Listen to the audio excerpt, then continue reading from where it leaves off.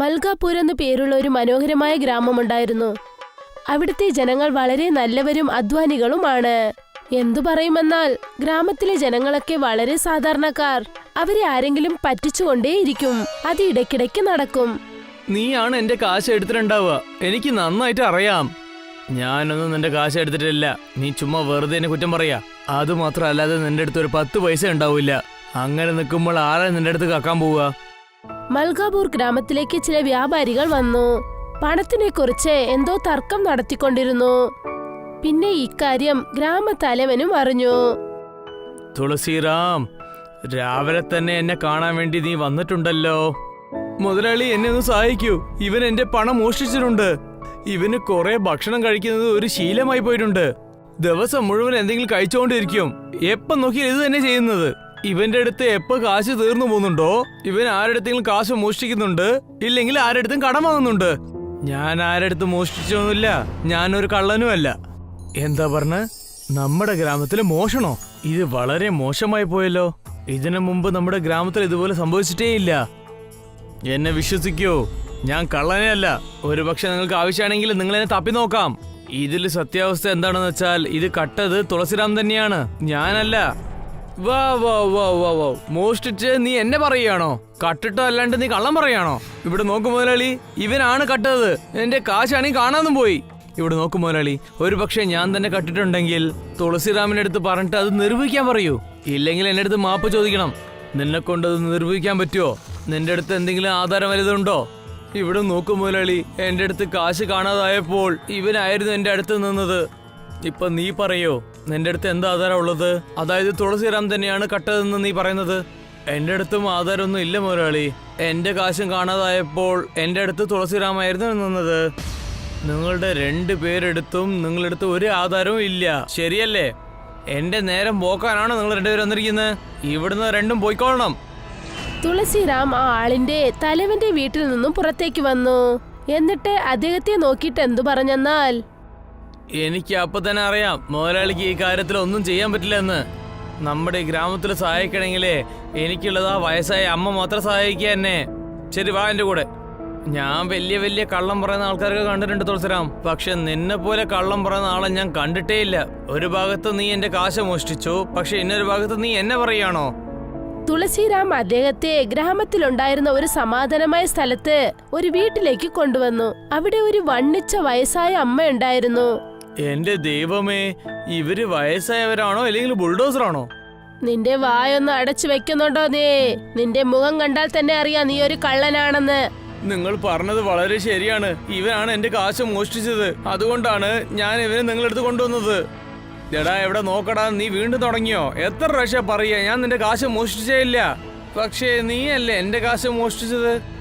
നീ വിഷമിക്കേണ്ട, ഇനിയും കുറച്ചു സമയത്തിനകത്ത് എന്താണെന്ന് മനസ്സിലാകും. അതെങ്ങനെ?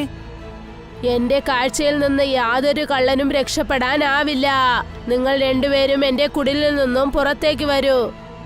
ആ മുത്തശ്ശി പറഞ്ഞത് കേട്ടിട്ട് തുളസിറാമും മറ്റേയാളും ആ കുടിലിൽ നിന്നും പുറത്തേക്ക് വന്നു. ആ മുത്തശ്ശി അവരെ ഒരു പാടത്തേക്ക് കൊണ്ടുപോയി. എന്നിട്ട് അവർ 2 പേരെയും നോക്കി പറഞ്ഞു, ഇപ്പോൾ ഞാൻ പറയുന്നത് 2 പേരും ശ്രദ്ധിച്ചു കേൾക്കൂ. നിങ്ങളിൽ ആര് കള്ളം പറയുന്നു, പിന്നെ ആര് നേര് പറയുന്നുവെന്ന് ഇപ്പോൾ ഇവിടെ തന്നെ നമുക്കൊരു തീരുമാനമുണ്ടാക്കാം. നിങ്ങൾ 2 പേരും താഴെ ഒന്ന് ഇരുന്നേ. ഞാനിപ്പോൾ 123 മന്ത്രങ്ങൾ പറയാൻ പോവുകയാണ്. ആ മന്ത്രം പറഞ്ഞതിനു ശേഷം നിങ്ങൾ 2 പേരിൽ ആരെങ്കിലും കള്ളനായിരിക്കുകയാണെങ്കിൽ അവരുടെ തലയിൽ നിന്നും വെള്ളത്തിന്റെ തുള്ളികൾ താഴേക്ക് വീഴാൻ തുടങ്ങും. തുളസിറാമും ആ ആളും തറയിൽ ചെന്ന് ഇരിക്കാൻ തുടങ്ങി. ആ മുത്തശ്ശി വളരെ ഉച്ചത്തിൽ മന്ത്രങ്ങൾ പറഞ്ഞു. 1, 2, 3 അവരവരുടേതായ മണി അടിച്ചു കാണിക്കൂ. പെട്ടെന്ന് തുളസിറാം തന്റെ കൈ തലയിൽ കൊണ്ടുവന്ന് വെച്ചു. അപ്പോഴാണ് ആ മുത്തശ്ശി പറഞ്ഞത്, കള്ളൻ നീയാണ് തുളസിറാം. നിങ്ങളെന്താ എങ്ങനെയൊക്കെ പറയുന്നത്? എന്റെ തലയിൽ ഒന്ന് ചൊറിയുന്ന പോലെ ഉണ്ട്. ആ ചൊറിയാൻ വേണ്ടിയാണ് ഈ കൈയെടുത്ത് ഞാൻ തലയിൽ വെച്ചത്. എന്റെ ഈ തലമുടി വെയില് കൊണ്ട് നരച്ചതല്ല തുളസിറാം. നിന്റെ മനസ്സിൽ കള്ളത്തരമുണ്ടായിരുന്നു. അതുകൊണ്ടാണ് ആദ്യം നിന്റെ കൈ തലയിലേക്ക് പോയത്. മര്യാദയ്ക്ക് നീ സത്യം പറയേ. പിന്നെ എനിക്ക് അങ്ങനെ ഒരു മന്ത്രവും അറിയാവുന്നതാണ്. അത് ഞാൻ ഉച്ചരിച്ചാലുണ്ടല്ലോ നീ കത്തി ചാമ്പലായി പോകും. ആ വയസ്സായ മുത്തശ്ശി പറഞ്ഞത് കേട്ടിട്ട് തുളസിറാം ആകെ പേടിച്ചു പോയി. പിന്നീട് അദ്ദേഹം എല്ലാ കാശും എടുത്ത് ആ വയസ്സായ മുത്തശ്ശിയുടെ കയ്യിൽ നൽകി. നിങ്ങൾക്ക് വളരെ വളരെ നന്ദിയുണ്ടമ്മേ. അല്ല, എന്തിനാ മോനെ നീ നന്ദി പറയുന്നേ? നിനക്ക് ആര് കള്ളനെന്ന് അറിയണോ? അത് നിനക്ക് മനസ്സിലായി. പക്ഷേ ഈ പണം എന്റെ സ്വന്തമാണ്. മര്യാദയ്ക്ക് രണ്ടുപേരും ഇവിടെ നിന്ന് പോയിക്കോ. ഇതെന്താ എങ്ങനെ ചെയ്യുന്നത്? നിങ്ങൾ എങ്ങനെ എന്റെ കാശ് എടുക്കുക? അദ്ദേഹം നേരെ ആ ഗ്രാമത്തലവന്റെ അടുത്തേക്ക് ചെന്നു. ഇവിടെ നോക്കൂ മുതലാളി, നിങ്ങൾ എന്തെങ്കിലും ചെയ്തേ പറ്റുള്ളൂ. ഒരു ഭാഗത്ത് തുളസിറാം എന്റെ കാശ് മോഷിച്ചു, ഇന്നൊരു ഭാഗത്ത് നോക്കിയാൽ ആ മുഴുവൻ കാശും ആ വയസ്സായ അമ്മയാണ് എടുത്തിരിക്കുന്നത്. ആ വയസ്സായ അമ്മ എങ്ങനെ ചെയ്യുന്നത് വളരെ തെറ്റാണ്. നമ്മൾ ഇപ്പൊ തന്നെ അവരുടെ വീട്ടിലേക്ക് പോവാം. എന്താ അമ്മേ, ഞാൻ എന്താ കേട്ടത്? ഞാൻ കേട്ടതൊക്കെ സത്യാണോ? ഞാൻ കള്ളനെ പിടിച്ചു നൽകാമെന്ന് വാക്ക് നൽകിയിരുന്നു. അത് ഞാൻ നിറവേറ്റിക്കഴിഞ്ഞു. പക്ഷെ പണം തരാന്ന് ഞാൻ വാക്കൊന്നും നൽകിയിട്ടില്ലല്ലോ. എന്നെ കണ്ട നിങ്ങൾക്ക് മണ്ടറ പോലെ തോന്നുന്നുണ്ടോ? നമ്മുടെ ഗ്രാമത്തിന്റെ പേര് ദൂരമുള്ള ഗ്രാമത്തിൽ നമ്മുടെ ഇവിടെ ഫേമസ് ആയിട്ടുണ്ട്. നിങ്ങളെ കൊണ്ടാണ് ഈ ഗ്രാമത്തിന്റെ പേര് കെട്ടുപോകുന്നത്. നിങ്ങൾ ഇപ്പൊ തന്നെ ഈ ഗ്രാമത്തെ വിട്ടിട്ട് പുറത്തേക്ക് പോകണം. തലവൻ പറഞ്ഞത് കേട്ടിട്ട് ആ മുത്തശ്ശി മനസ്സ് വേദനയോടെ ആ ഗ്രാമത്തിൽ നിന്നും പോയി. ആ മുത്തശ്ശി വളരെ വിശപ്പോടെ ഒരു കുളത്തിനരികിലായി മരത്തിനടുത്ത് ഇരുന്നു. എനിക്ക് വളരെ ഭയങ്കരമായി ദാഹിക്കുന്നുണ്ട്, പിന്നെ നന്നായിട്ട് വിശക്കുന്നുമുണ്ട്. കഴിക്കാൻ ആഹാരം ഒന്നുമില്ല. ശരി പോട്ടെ, ചെന്നാ വെള്ളമെങ്കിലും കുടിക്കാം. ആ മുത്തശ്ശി കുളത്തിലെ വെള്ളം കുടിച്ചു. അപ്പോഴാണ് അവരുടെ ശ്രദ്ധയിൽ ആ കുളത്തിലുണ്ടായിരുന്ന മിന്നുന്ന കല്ലുകൾ കണ്ടത്. അല്ല, ഈ കല്ലുകളൊക്കെ വളരെ നന്നായിട്ടുണ്ടല്ലോ. മുത്തശ്ശി ഒരു കല്ല് അതിനകത്തുനിന്നും എടുത്തു. അപ്പോഴാണ് ഒരു മനുഷ്യന്റെ ശബ്ദം അവർക്ക് കേട്ടത്. ഈ കല്ല് ഒരു സാധാരണ കല്ലല്ല, ഇതൊരു മായക്കല്ലാണ്. ആ മുത്തശ്ശി നോക്കിയപ്പോൾ ഒരു ഭംഗിയുള്ള മനുഷ്യൻ മർമ്മമായ രീതിയിൽ അവരെ നോക്കി ചിരിക്കാൻ തുടങ്ങി. എനിക്കൊന്നും മനസ്സിലാകുന്നില്ല. ഞാനാണ് ഈ വനത്തിന്റെ കാവലൻ. നിങ്ങളുടെ കയ്യിലൊരു കല്ലുണ്ടല്ലേ, അതൊരു മായക്കല്ലാണ്. നേരാണോ? എങ്കിൽ ഈ കല്ല് എന്തൊക്കെ ചെയ്യുമെന്ന് എന്നോട് പറയൂ. ഇത് നിങ്ങളുടെ മനസ്സിൽ വിചാരിക്കുന്ന പോലെ എല്ലാം നടക്കും. ഇത് വെച്ചിട്ട് നിങ്ങൾ എന്താ ചെയ്യാൻ ആഗ്രഹിക്കുന്നത്? ഇത് പറഞ്ഞിട്ട് ആ മനുഷ്യൻ അവിടെ നിന്നും മാഞ്ഞുപോയി. മുത്തശ്ശി ആ കല്ല് തന്റെ സഞ്ചിയിലിട്ടുകൊണ്ട് മറ്റൊരു ഗ്രാമത്തെ ഒരു മൂലയിൽ ഒരു കുടിൽ കെട്ടി അവിടെ താമസിക്കാൻ തുടങ്ങി. എനിക്ക് വളരെ നന്നായി വിശക്കുന്നു. അപ്പോഴാണ് അവിടേക്ക് ആ ഗ്രാമത്തിലുള്ള ഒരാൾ വന്നത്. നിങ്ങൾ ഈ സ്ഥലത്തിൽ നിങ്ങൾ ആരെടുത്ത് ചോദിച്ചാണ് കുടിലിട്ടിരിക്കുന്നത്? ആരാണ് നിങ്ങൾ? ആരാണെന്ന് നിങ്ങൾ അറിയാതെ ഞങ്ങൾ വെറുതെ ഒന്നും ഇവിടെ കുടിൽ വെച്ച് തരില്ല. ഞാനൊരു വയസ്സായ മുത്തശ്ശിയാണ്. ഞാൻ ആർക്ക് എന്ത് ദ്രോഹം ചെയ്യാൻ പോകുന്നു? അതൊന്നും എനിക്കറിയില്ല. ഇപ്പോൾ ഈ വയസ്സായ കഴിയുമരെ നന്നായിട്ട് പ്ലാൻ ചെയ്ത് മോഷ്ടിച്ചിട്ട് ഇവിടുന്ന് മുങ്ങിപ്പോവും. നിങ്ങൾ ഇപ്പൊ തന്നെ ഈ ഗ്രാമത്തെ വിട്ടിട്ട് പുറത്തേക്ക് പോകണം. ഇങ്ങനെ പറഞ്ഞിട്ട് ആ മനുഷ്യൻ അവിടെ നിന്നും പോയി. ഇനി ഞാൻ എവിടെ ചെല്ലാനാ? എന്റെ അവസ്ഥ ആകെ മോശമാകുമല്ലോ. എന്തിനാ ഇങ്ങനെ കുറച്ച് കാശിനാഗ്രഹിച്ച് ഞാൻ ഇങ്ങനെ ചെയ്തതെന്ന് എനിക്ക് മനസ്സിലാകുന്നില്ല. ഞാൻ ഈ ഗ്രാമത്തലവനെ ചെന്ന് കണ്ട് എന്തെങ്കിലും സഹായം ചോദിക്കണം. ഒരുപക്ഷെ അദ്ദേഹം എന്നെ സഹായിക്കാമല്ലോ. തീർച്ചയായും. ആ മുത്തശ്ശി പതുക്കെ പതുക്കെ നടന്ന് തലവന്റെ വീട്ടിലേക്ക് ചെന്നു. പക്ഷെ ആ മുത്തശ്ശി നോക്കിയപ്പോൾ ആ ഗ്രാമത്തലവൻ വളരെ സങ്കടത്തോടെ തന്റെ വാതിൽക്കൽ നടക്കുകയായിരുന്നു. അല്ല, നിങ്ങളാണോ ഈ ഗ്രാമത്തിന്റെ തലവൻ? നിങ്ങളെ കൊണ്ട് എനിക്കൊരു സഹായം ആവശ്യമുണ്ട്. ഇപ്പൊ ഇവിടുന്ന് പോയേക്ക് മുത്തശ്ശി. ഇപ്പൊ തന്നെ എന്റെ മകന് സുഖമല്ലാതെ ഞാൻ അതിന് വല്ലാതെ ടെൻഷനിലാണ്. തലവൻ പറഞ്ഞത് കേട്ടതും മുത്തശ്ശിയുടെ മുഖത്ത് ഒരു പുഞ്ചിരി വന്നു. എന്നെ കൊണ്ട് നിങ്ങൾക്ക് സഹായിക്കാനാകും തലവൻ സാറേ. അങ്ങനെയാണോ? അതെങ്ങനെ? എനിക്കൊരു സൂപ്പ് ഉണ്ടാക്കാൻ നന്നായിട്ട് അറിയാം. അത് കുടിച്ചതും തന്നെ നിങ്ങളുടെ മകന്റെ ശരീരം നല്ലോണാകും. അങ്ങനെ എന്ത് സൂപ്പാ ഉള്ളത്? അത് കഴിച്ചാൽ അവനെല്ലാം ശരിയാവുമോ? കാരണം വലിയ വലിയ ഡോക്ടർ അവർ തരുന്ന ട്രീറ്റ്മെന്റ് കൊണ്ട് എന്റെ മകന് ശരിയായിട്ടേ ഇല്ല. കല്ല് സൂപ്പ് സാറേ. ഇതിന്റെ മേലെ നിങ്ങളടുത്ത് എന്ത് പറയാനാ? നിങ്ങൾക്ക് വിശ്വാസം ഉണ്ടെങ്കിൽ നിങ്ങൾ തീർച്ചയായിട്ടും ചെയ്തു നോക്കൂ. നിങ്ങൾ അകത്തേക്ക് വാ. തലവൻ ആ മുത്തശ്ശിയെ വിളിച്ചുകൊണ്ട് തന്റെ വീട്ടിനകത്തേക്ക് വന്നു.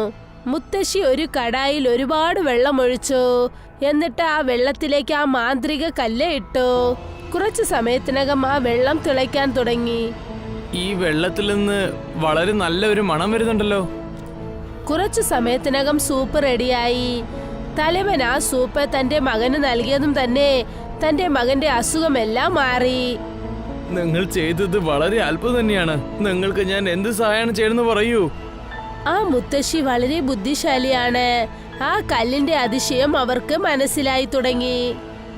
എനിക്ക് ഈ ഗ്രാമത്തിൽ താമസിക്കാൻ നല്ലതായ ഒരു വീട് വേണം സാറേ. പിന്നെ എന്റെ തൊഴിൽ ഇവിടെ നല്ല രീതിയിൽ വളരുന്നത് വരെ എനിക്ക് ദിവസവും 3 നേരം നല്ല വൃത്തിയായി ഉണ്ടാക്കിയ ആഹാരം വേണം. നിങ്ങൾക്ക് എല്ലാം കിട്ടിക്കോളും. നിങ്ങൾ ചെയ്തിരിക്കുന്ന ഇത്രയും വലിയ അത്ഭുതം ആർക്കും പറയാൻ പറ്റില്ല. തലവൻ സാർ ആ മുത്തശ്ശിക്ക് വേണ്ടി വളരെ മനോഹരമായ ഒരു വീടുണ്ടാക്കി. ഗ്രാമത്തിൽ നിന്നും ദിവസവും മുത്തശ്ശിക്ക് നല്ല ആഹാരം വരും. അന്ന് ആ മനുഷ്യൻ പറഞ്ഞത് വളരെ നല്ല കാര്യമാണ്. ഈ കല്ല് യഥാർത്ഥത്തിൽ ഒരു മാന്ത്രിക കല്ലാണെന്നത് മനസ്സിലായി. ഇപ്പോൾ ഈ കല്ല് ഞാൻ എന്റെ ബുദ്ധി ഉപയോഗിച്ച് വേണം പ്രവർത്തിപ്പിക്കാൻ. പക്ഷെ എനിക്ക് എന്റെ ഗ്രാമം ഒരുപാട് ഓർമ്മ വരുന്നുണ്ട്. എനിക്കുണ്ടായ അപമാനം ഞാൻ ഒരിക്കലും മറക്കുന്നതല്ല. ആ തലവന് തീർച്ചയായും ഒരു ദിവസം ഞാൻ നല്ല പാഠം പഠിപ്പിക്കുന്നതായിരിക്കും. പതുക്കെ പതുക്കെ ദിവസങ്ങൾ കടന്നുപോയി. മുത്തശ്ശി നന്നായിട്ട് കഴിച്ച് അവരുടെ വെയിറ്റ് 100 കിലോ കഴിഞ്ഞു. ഗ്രാമത്തിലെ ഓരോ വീട്ടിൽ നിന്നും ഫ്രീ ആയ ആഹാരം വന്നുകൊണ്ടിരുന്നു. ഇപ്പോൾ മുത്തശ്ശി ആ മാന്ത്രിക കല്ലിന്റെ സൂപ്പ് നൽകി അവർക്ക് ആവശ്യമായ കാശ് വാങ്ങാൻ തുടങ്ങി. നിങ്ങളുടെ ജീവിതം തന്നെ വളരെ വേഗം തന്നെ മാറാൻ പോവുകയാണമ്മേ. എനിക്കൊന്നും മനസ്സിലാകുന്നില്ല സാറേ. ഇന്നലെ നഗരത്തിൽ നിന്ന് ഒരു വലിയ മന്ത്രി എനിക്ക് ഫോൺ ചെയ്തിരുന്നു. പാവം, അദ്ദേഹം വല്ലാതെ വയറ്റുവേദനയോടെ ഇരിക്കുകയായിരുന്നു. എന്ന് വെച്ചാൽ അദ്ദേഹത്തിന്റെ കയ്യിൽ എന്റെ അഡ്രസ് നൽകിയേക്കോ. ഞാൻ നൽകുന്ന കല്ല് സൂപ്പ് കുടിച്ചാൽ അദ്ദേഹത്തിന്റെ വയറ്റിലുണ്ടാകുന്ന പ്രശ്നമൊക്കെ പെട്ടെന്ന് തീരുന്നതായിരിക്കും. ഞാൻ അത് തന്നെയാണ് ചെയ്തിരിക്കുന്നത്. നിങ്ങളുടെ ആ കല്ലു സൂപ്പ് വെച്ചിട്ട് നിങ്ങൾ ആ മന്ത്രിന്റെ അടുത്ത് കുറെ കാശുണ്ടാക്കാൻ പറ്റും. അങ്ങനെ ഒരു ദിവസം ആ മനുഷ്യൻ മുത്തശ്ശിയുടെ വീട്ടിലേക്ക് വന്നു. കുറെ ദിവസമായി എന്റെ വയറ് വേദനിക്കുന്നു. ഞാനും കുറെ ഡോക്ടറൊക്കെ കാണിച്ചു, പക്ഷേ ഒരു ഗുണവും അടഞ്ഞില്ല. ഒന്നുകൊണ്ടും വിഷമിക്കണ്ട. നിങ്ങൾ ഇവിടെ വന്നെത്തിയല്ലോ. നിങ്ങളുടെ വയറ് പെട്ടെന്ന് തന്നെ ശരിയാകുന്നതാണ്. ഒരു പക്ഷെ നിങ്ങൾ എനിക്ക് ചെയ്തു തന്നാൽ പിന്നെ നിങ്ങൾ ചോദിക്കുക എന്ത് വേണമെങ്കിലും ഞാൻ വാങ്ങി തന്നേക്കാം. മുത്തശ്ശി മാന്ത്രിക കല്ലുകൊണ്ടുണ്ടാക്കിയ സൂപ്പ് അദ്ദേഹത്തിന് നൽകി.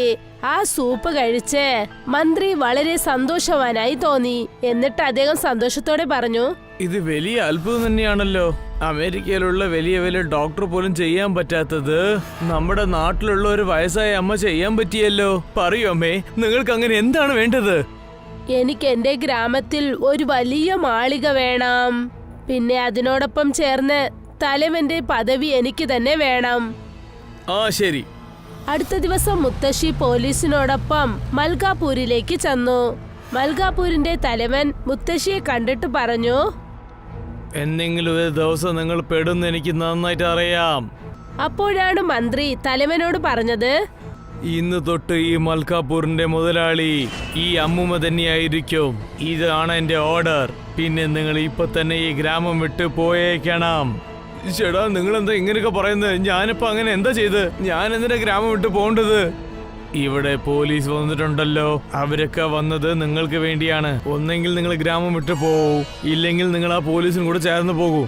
തലവന് മനസ്സിലായി മുത്തശ്ശിയെ അപമാനിച്ചതിന് അവർ തന്നോട് പ്രതികാരം ചെയ്തതാണെന്ന്. മുത്തശ്ശി ഇന്നും തന്റെ കൊട്ടാരത്തിൽ ആ കല്ല് സൂപ്പ് ചെയ്യുന്നുണ്ട്.